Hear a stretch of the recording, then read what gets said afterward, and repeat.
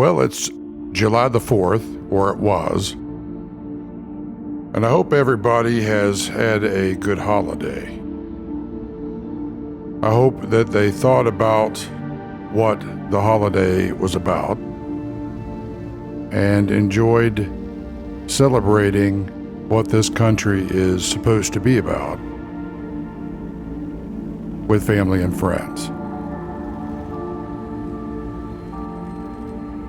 You know, after last year, everything being basically held hostage by whatever it is you want to call the COVID-19 crisis, one would hope that you were able to enjoy this year with less fear and confusion. Having learned a few things about what's really important,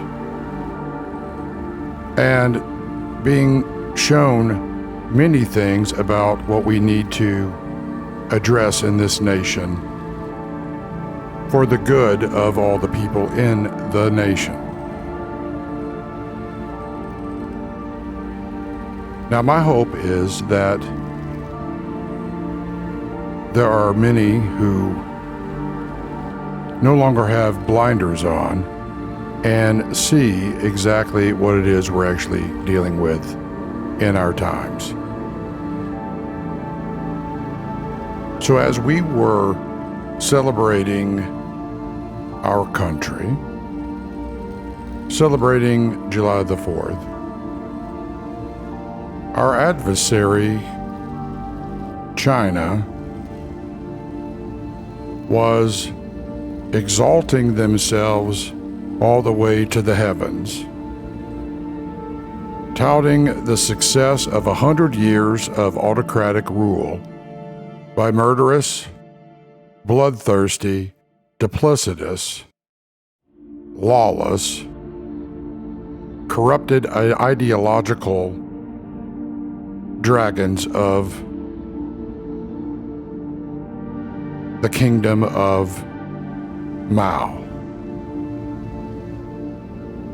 Now, the CCP, having decided to showboat for their 100 years,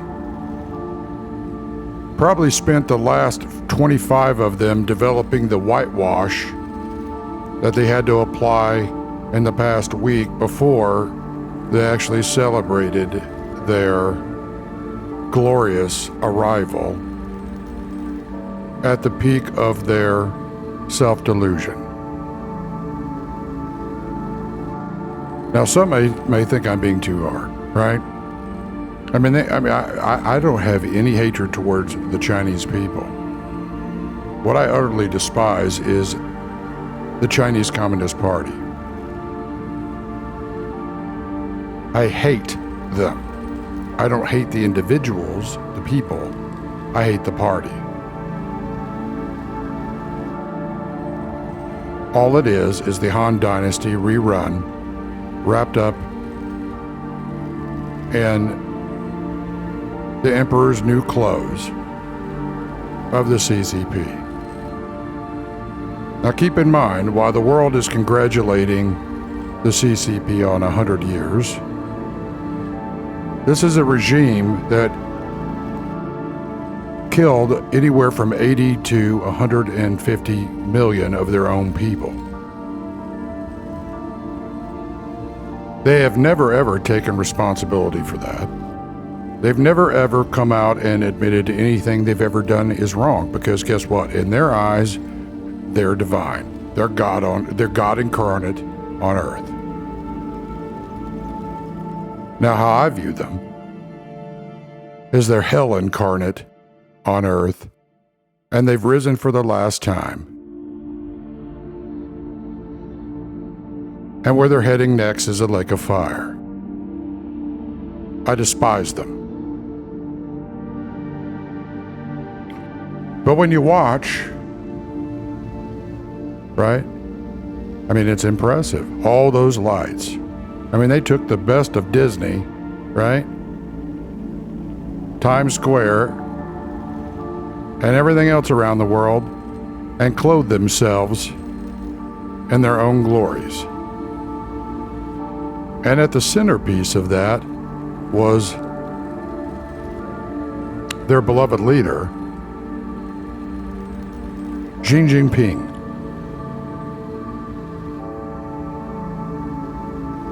Now, what was interesting is that he decided, I guess, to pay a bit of historical homage to Chairman Mao. You know, the one who persecuted his family and him, and who he feared he would one day become, or actually he never thought he would become one. But he became the very thing that he actually feared most, right? I did a whole talk about this a few days ago. And he talked big. He was an idol that spoke. Quite amazing. I mean, it's amazing to see delusion in action. And an absolute and total inversion of reality. And total lies, coupled with absolute arrogance and pride, and backed by fear, insecurity, and fragility, and terror. So, what they came up with after 100 years is basically what everybody knew they were then, and they're returning back to. But they're wealthy, right? They're successful. They've got brand new shiny cities, and they're building armaments as fast as they can pump them out, right? Because they are God on planet Earth in their own minds. They are above all things. Well, I can tell you what, they're not. But they can believe that all they want. They will still pay the consequences. Now, all of you fools in corporate America and around the world that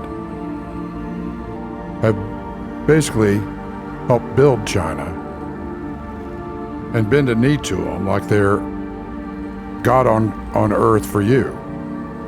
Well, I can tell you what, you're going to go down the same way they are.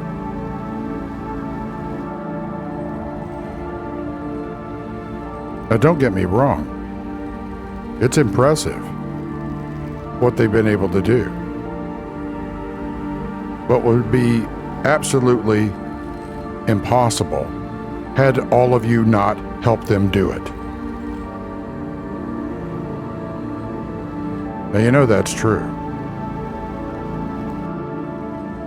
So the question I have for you is, now that you have screwed all your peoples, tribes, tongues, and nations, what are you going to do to change that now that everybody's waking up to the reality that you've done it? Are you going to make like Chairman Mao as well? Are you going to rerun that show? And when you die, do you want us to stuff you and put you in a glass sarcophagus and put you on display like Chairman Mao?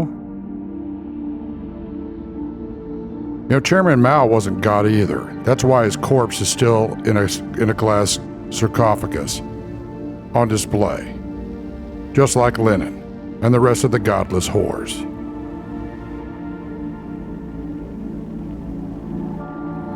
You know, a lot of you know what I'm saying is true. A lot of you understand and comprehend what the consequences are to the country for those that continue to bend a knee to Beijing.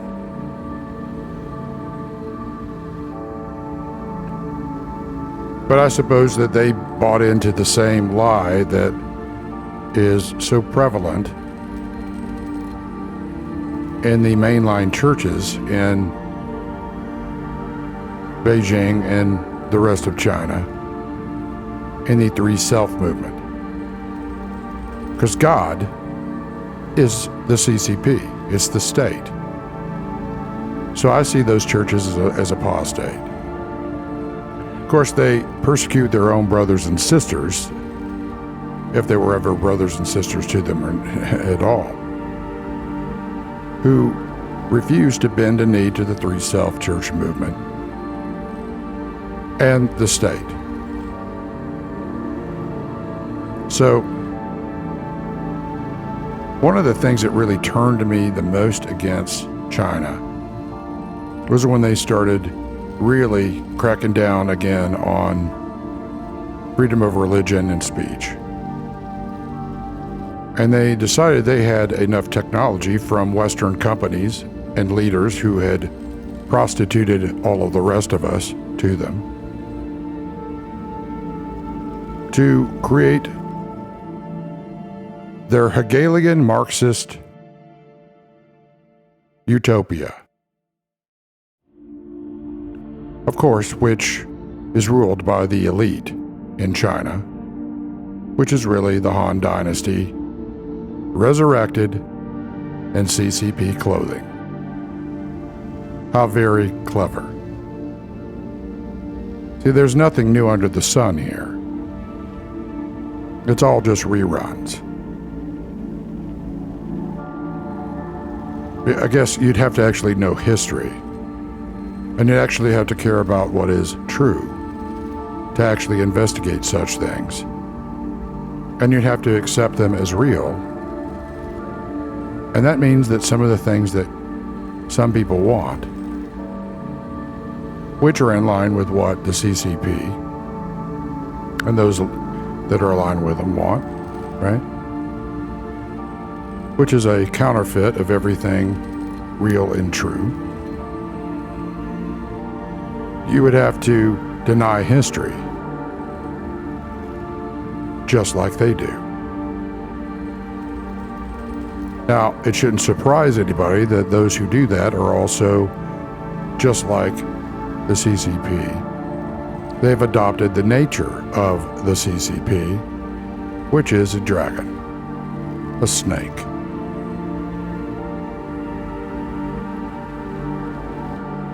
So when you look at the world that you have, it should tell you something that you've been being marketed to, the rise of the glorious kingdom of China, for decades now, by your elite. And the reason why they did that was they were setting you up as they were making money building China. They were building their idol.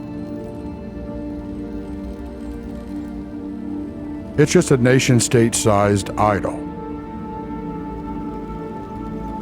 They're no different than the pagan that cuts down a tree and carves it into an image and then bows down before it. And the reason why is that not only did they get to do whatever they wanted to do there, but on top of that, they made a hell of a lot of money. And because money is congealed power and time, they got power, influence with their wealth. And they got increasingly more control over you and yours. So you got sold a bill of goods. They told you you were going to have a service-based economy. Well, you surely do. You're serving them. And then they're serving you to themselves as they devour you, having made merchandise out of you. So when you look at those incredibly beautiful cities with their fancy lights, right? And it looks like going to Disney World, Shangri-La, right? And you're enamored by that. I want you to consider the fact that almost everything they have was stolen from you and people like me. and you were used against your own best interests while they plundered all of us.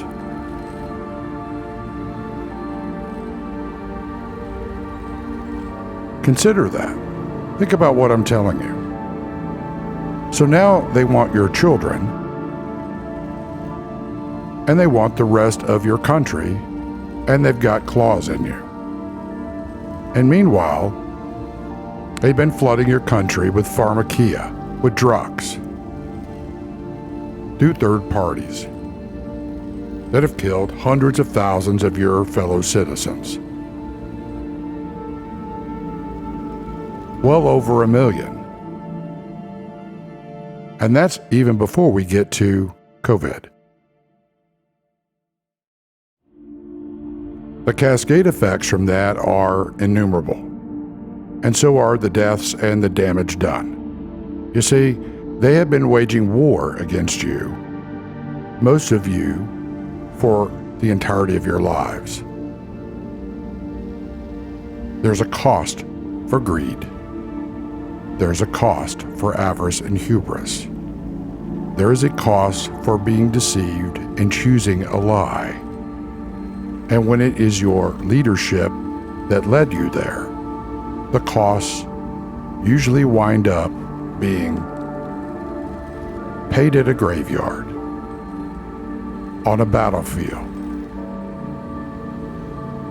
with your loved ones, with your friends, your family members, your brothers and sisters.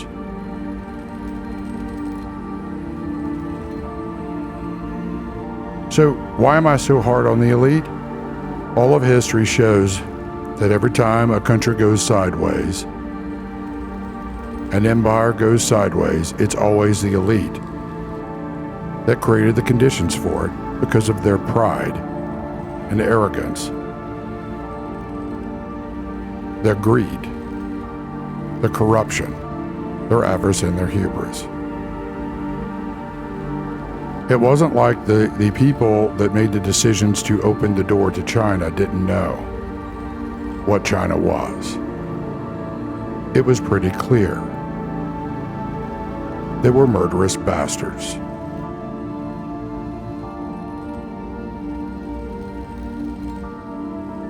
And they didn't stop to think, apparently, that the open door policy to China that Mao came to them with was a reverse rerunning of what had happened in 1901. So, when you think about it, and you think about where we are as a nation and what has happened here, one has to ask the question, how it is that you have been so complicit, complacent, abused, brainwashed, deceived, and forced into compliance with leaders that have been selling you out and making merchandise out of you in the public and private sector.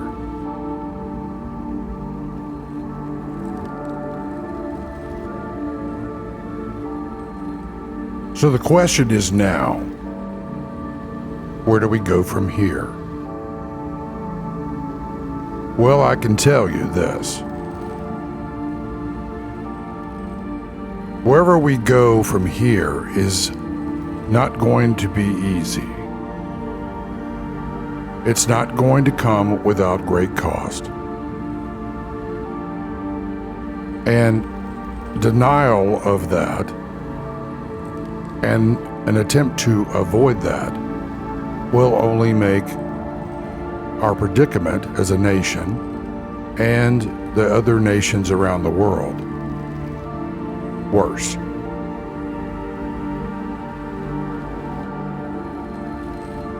Now, as for Emperor Xi Jinping,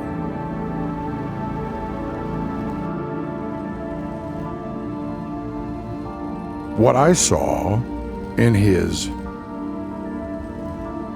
diatribe, in his almost robotic speech, was weakness, fear, delusion, pride, arrogance, and a pandering to the PLA and the rest of the CCP.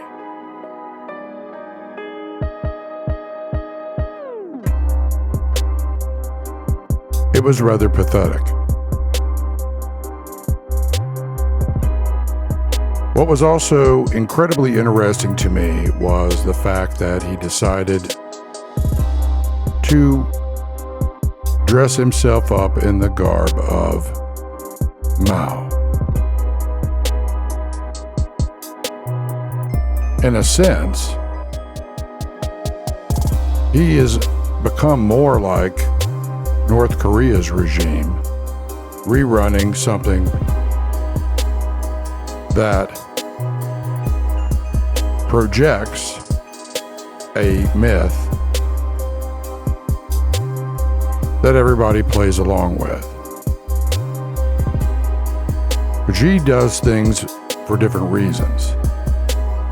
And as I said in my last talk, what he was doing was two things at the same time.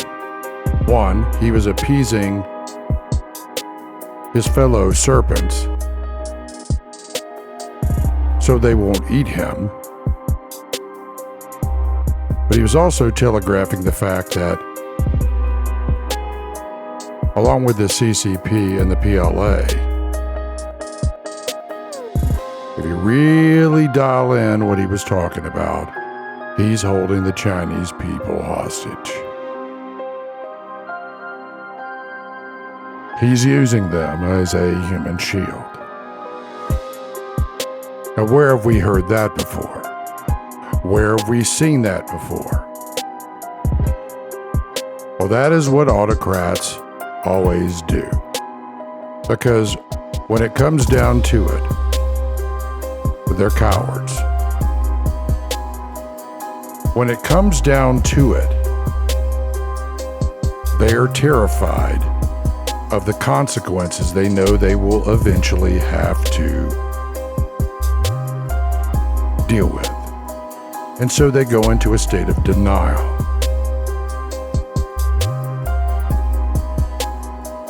That's why I say he's a pathetic human being.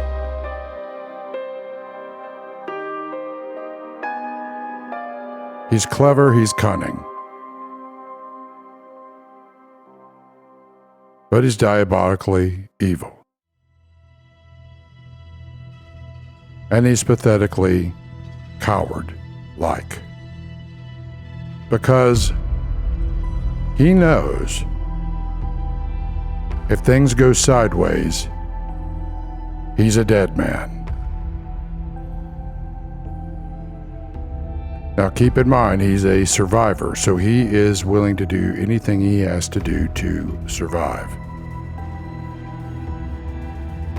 So he'll dress himself up in whatever garb, ideologically or otherwise, that he sees the need to dress up in to get away with whatever he thinks he needs to do to survive. This is nothing new. But it should tell you something about his predicament and the predicament of China itself. Because China is not as unified as many would like you to believe.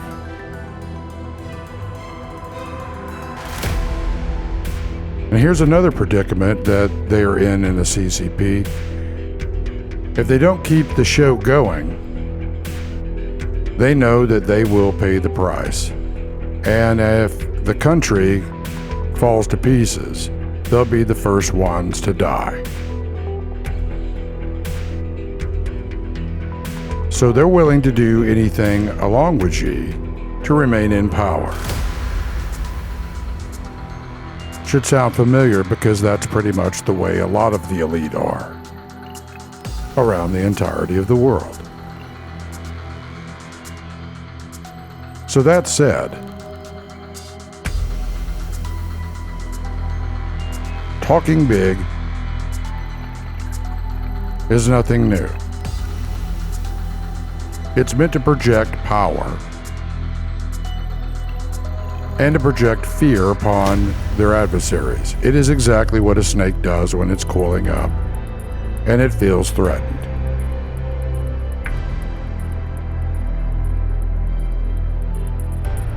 But it keeps creating the conditions to be threatened in their own minds by how they treat everybody else. And this is what I mean by those who go the way of pride and arrogance.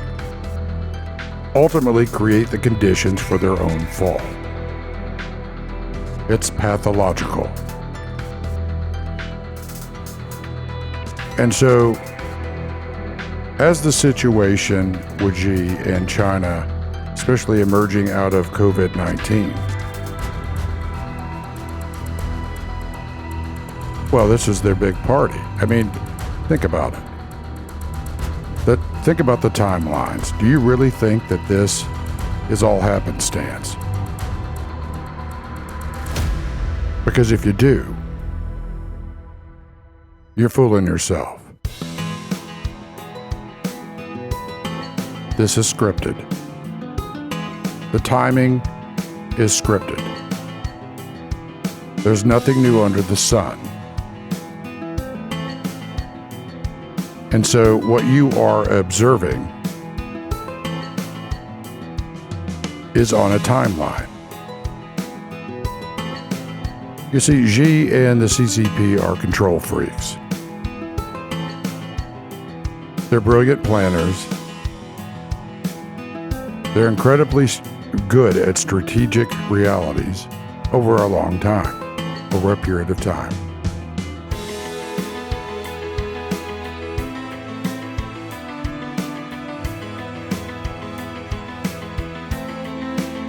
What they're not real good at is tactically having to deal with their plans being moved off their timelines. What they don't like is unpredictability. They want everything controlled. It gives them the illusion of godlike status. It makes them feel powerful. It soothes their seared consciences. So anything that does not conform to their standardization, their harmonization, their normalization, upsets them because they want predictability. Predictability is control of them and is a benchmark for success. Now, that's in governance, right? So control freaks always want that predictability. Now, what they want in others, right? What they want to create in others is chaos and confusion and fear.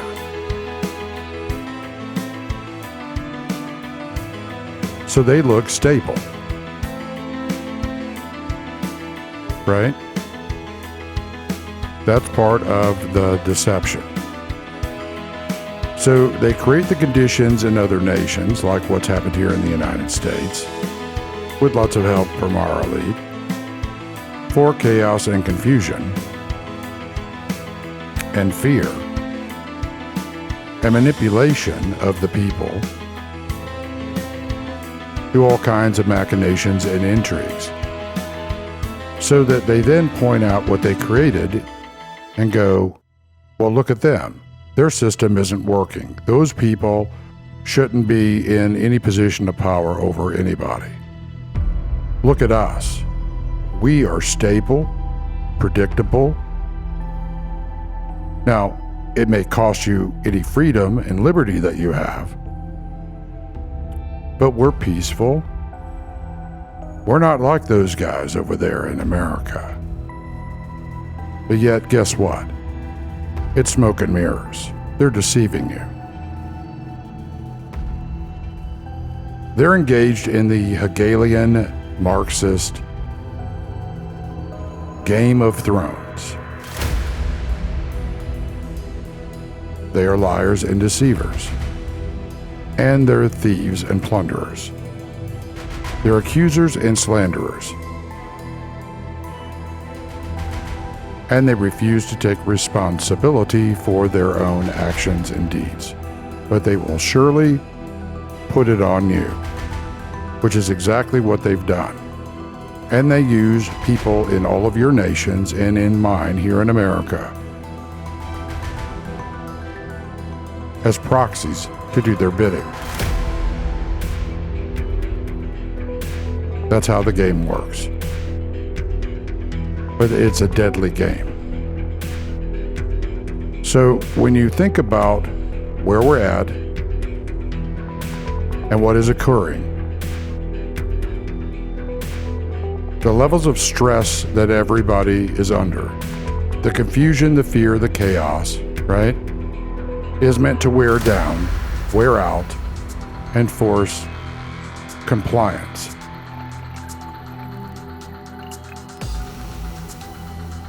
It's a tactic, a strategy, a means and method, right? It's a means and methods approach to defeating you.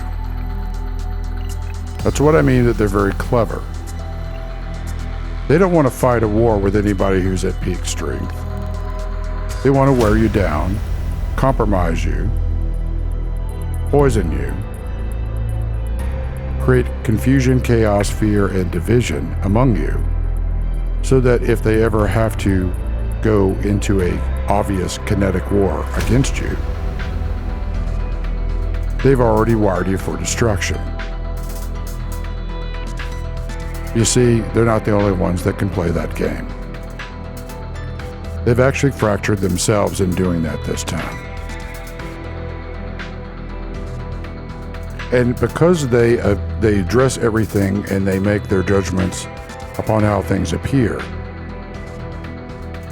they have assumed wrongly that everybody else does as well. Now, most people in this world do judge things by how they appear on the external. But deception, right? Their deception of others is based on appearances, right? So what they fail to understand is that works both ways. We may appear to be near collapse and a wreck on the externals, but underneath that, well, it might be a completely different story.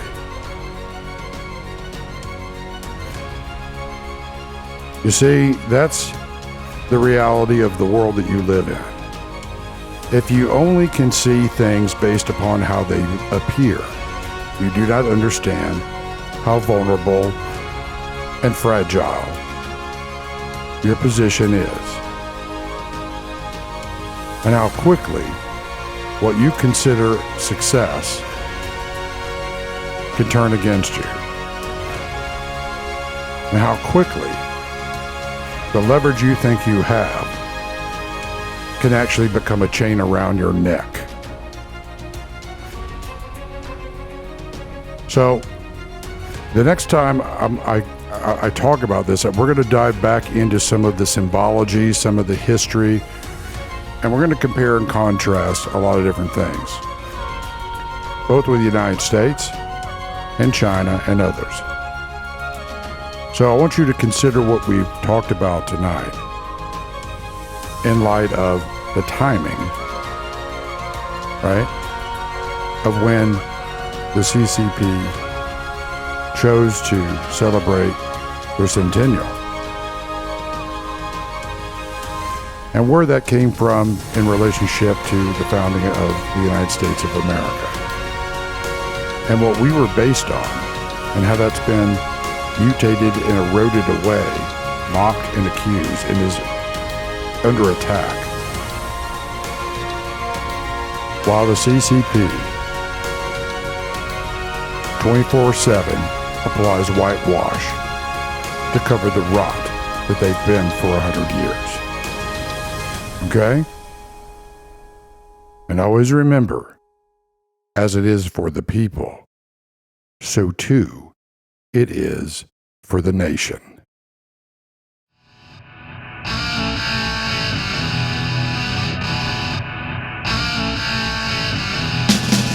I can't tell you that I know that the sun is about to burst through again. Love is deeper, so much deeper than a feeling, but you can't let go of all the lies.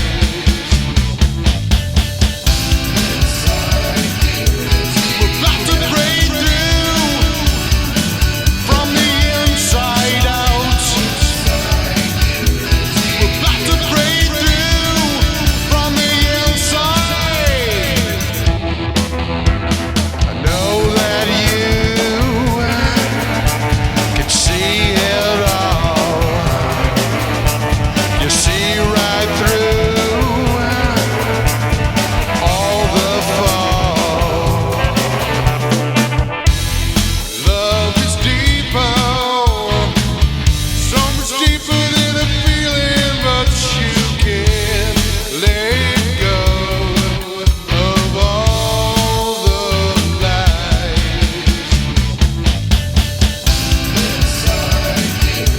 We're about to break through from the inside out. We're about to break through from the inside. You take my words, you tear them apart.